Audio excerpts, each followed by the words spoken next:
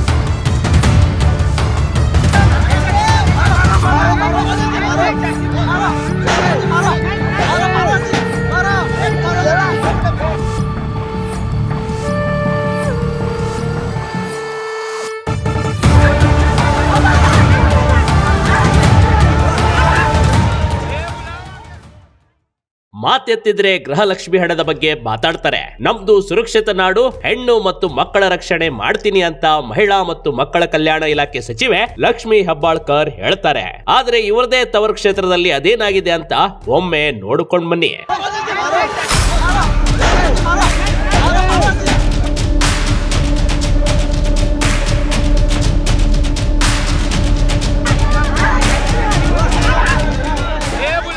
ಅಮಾಯಕಿ ಭಿಕ್ಷುಕಿಯನ್ನ ಕಳ್ಳಿ ಎಂದು ಭಾವಿಸಿ ಹಿಗ್ಗ ಮುಗ್ಗ ಥಳಿಸಿದ್ದಾರೆ.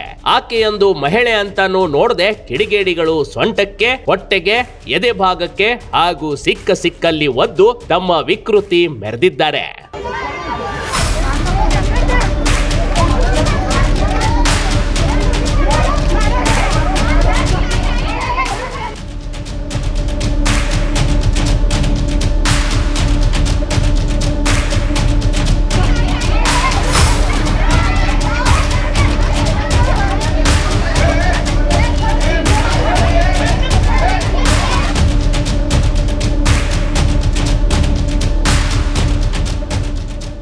ನಾಗರಿಕ ಸಮಾಜವೇ ಬೆಚ್ಚಿ ಬೀಳಿಸುವ ಅಮಾನವೀಯ ಕೃತ್ಯ ಕಂಡ್ರಿ ಇದು. ಬೆಳಗಾವಿಯಲ್ಲಿ ನಡೆದ್ಬಿಟ್ಟಿದೆ.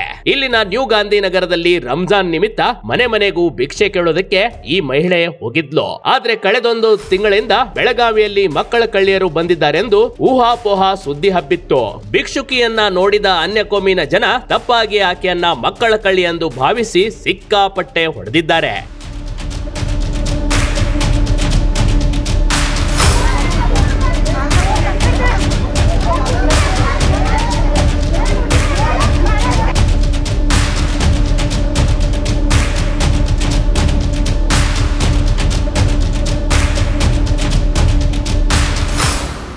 ಮಹಿಳೆ ಅಂತಾನೂ ನೋಡ್ಲಿಲ್ಲ, ಆಕೆಗೂ ಒಂದು ಮನಸ್ಸಿದೆ ಅಂತ ನೋಡ್ಲಿಲ್ಲ ಕಣ್ರಿ. ಪೊಲೀಸರಿಗೂ ವಿಷಯ ಮುಟ್ಟಿಸುವ ಮೊದಲೇ ನೈತಿಕ ಪೊಲೀಸಗಿರಿ ನಡೆಸಿದ್ದಾರೆ. ನ್ಯೂ ಗಾಂಧಿನಗರದ ಜನರೆಲ್ಲ ಸೇರಿ ಮಹಿಳೆಯನ್ನ ಮನಸೋ ಇಚ್ಛೆ ತಿಳಿಸಿದ್ದಾರೆ.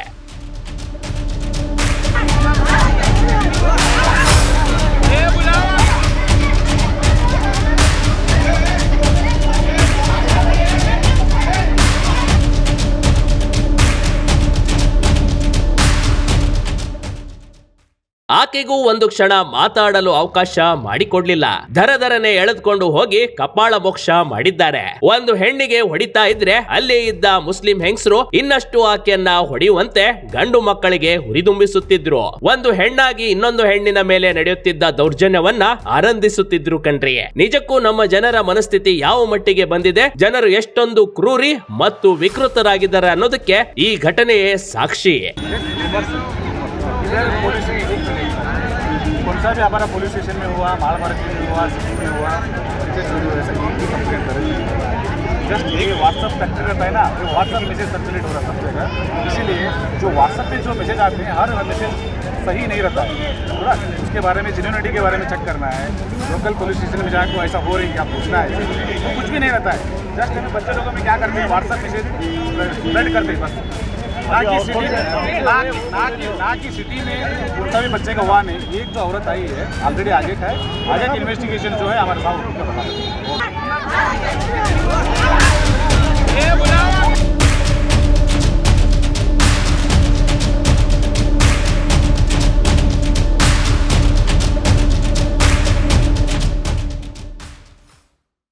ಜನರನ್ನ ನಿಯಂತ್ರಿಸಲು ಪೊಲೀಸರ ಹರಸಾಹಸ.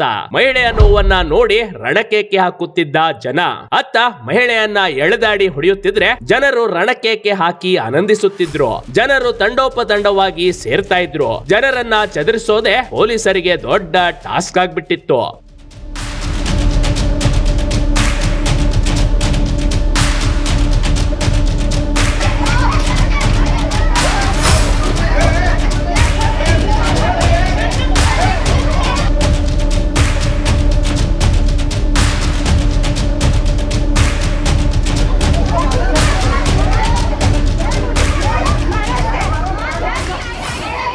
ಕೊನೆಗೆ ಸ್ಥಳದಲ್ಲಿ ಇದ್ದ ಪೊಲೀಸ್ ಅಧಿಕಾರಿ ಜನರಿಗೆ ತಿಳಿ ಹೇಳುವ ಪ್ರಯತ್ನ ಮಾಡಿದ್ರು. ವಾಟ್ಸ್ಆಪ್ ಮೆಸೇಜ್ ನಂಬೇಡಿ, ನಮ್ಮ ಬೆಳಗಾವಿಯಲ್ಲಿ ಯಾವುದೇ ಮಕ್ಕಳ ಕಳ್ಳತನ ಪ್ರಕರಣ ದಾಖಲಾಗಿಲ್ಲ, ಇದೆಲ್ಲ ಶುದ್ಧ ಸುಳ್ಳು ಅಂತ ಹೇಳಿದ್ರು. ಜನರು ಮಾತ್ರ ಕೇಳೋ ಪ್ರಯತ್ನದಲ್ಲಿ ಇರ್ಲಿಲ್ಲ ಬಿಡಿ.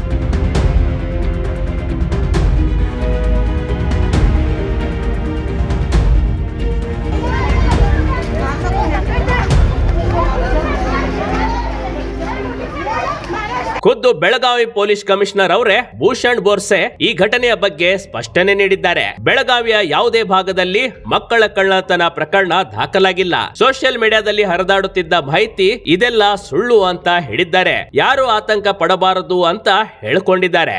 ಆಡಿಯೋ ಕ್ಲಿಪ್ ಸರ್ಕ್ಯುಲೇಟ್ ಆಗ್ತಾ ಇದೆ. ಅದರಲ್ಲಿ ಒಂದು ಲೇಡಿ ಹೇಳ್ತಾರೆ, ಹಿಂದಿ ಭಾಷೆಯಲ್ಲಿ ಮಾತಾಡ್ತಾರೆ, ದಟ್ ಅವರು ಅವ್ರ ಮಗು ಜೊತೆಗೆ ಸೈಕಲ್ ರಿಪೇರಿ ಶಾಪ್ಗೆ ಹೋಗುವಾಗ ಯಾರು ಅವ್ರ ಮಗುವಿಗೆ ಕಿಡ್ನಾಪ್ ಮಾಡೋಕ್ಕೆ ಪ್ರಯತ್ನ ಮಾಡಿದ್ದಾರೆ. ಮತ್ತು ಈ ಆಡಿಯೋ ಕ್ಲಿಪ್ನಲ್ಲಿ ಅವರು ಒಂದು ಅಡ್ರೆಸ್ ಹೇಳಿದ್ದಾರೆ, ಸೈಕಲ್ ಅಂಗಡಿ ಅಪೋಲೋ ಫಾರ್ಮಸಿ ಎದುರುಗಡೆ ಅಂತ. ನಾವು ಕ್ಯಾಂಪ್ ಏರಿಯಾ ಅಂತ ಹೇಳ್ತಾರೆ ಅವರು. ನಾವು ತಕ್ಷಣವೇ ನಮ್ಮ ಕ್ಯಾಂಪ್ ಇನ್ಸ್ಪೆಕ್ಟರಿಂದ ಆ ಜಾಗ ವೆರಿಫೈ ಮಾಡಿದ್ವಿ. ಆ ಥರ ಜಾಗ ನಮಗೆ ಯಾವುದೇ ಕಂಡು ಬಂದಿಲ್ಲ. ಹೋದ 2 ತಿಂಗಳಲ್ಲಿ ಯಾವುದೇ ಗ್ಯಾಂಗಿಂದ ಮಗುದು ಕಿಡ್ನ್ಯಾಪಿಂಗ್ದು ಕೂಡ FIR ಯಾವುದೇ ನಮ್ಮ ಬೆಳಗಾವಿ ನಗರದಲ್ಲಿ ದಾಖಲಾಗಿಲ್ಲ.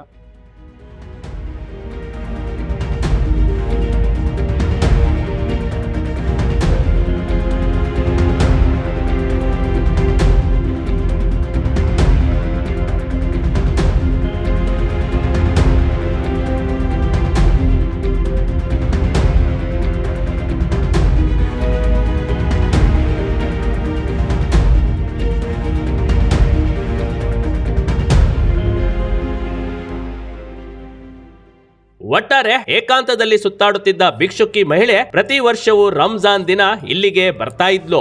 ಆದ್ರೆ ಕಳ್ಳಿ ಎಂದು ಭಾವಿಸಿ ಅಮಾನವೀಯ ಕೃತ್ಯ ನಡೆದು ಹೋಗಿದೆ. ಯಾವುದೇ ಘಟನೆ ಕಂಡು ಬಂದ್ರು ಪೊಲೀಸರು ಇದ್ದಾರೆ, ಅದಕ್ಕಾಗಿ ಕಾನೂನು ಇದೆ. ಅದನ್ನೆಲ್ಲ ಬಿಟ್ಟು ಒಬ್ಬಂಟಿ ಮಹಿಳೆ ಮೇಲೆ ಹಲ್ಲೆ ಮಾಡೋದು, ಆಕೆಗೆ ಏನಾದ್ರೂ ಆಗಿ ಸತ್ತು ಹೋಗಿದ್ರೆ ಯಾರು ಹೊಣೆ? ಎಚ್ಚೆತ್ಕೊಳ್ಳಿ ಜನರೇ, ಎಚ್ಚೆತ್ಕೊಳ್ಳಿ. Big TV Karnataka, Belagavi.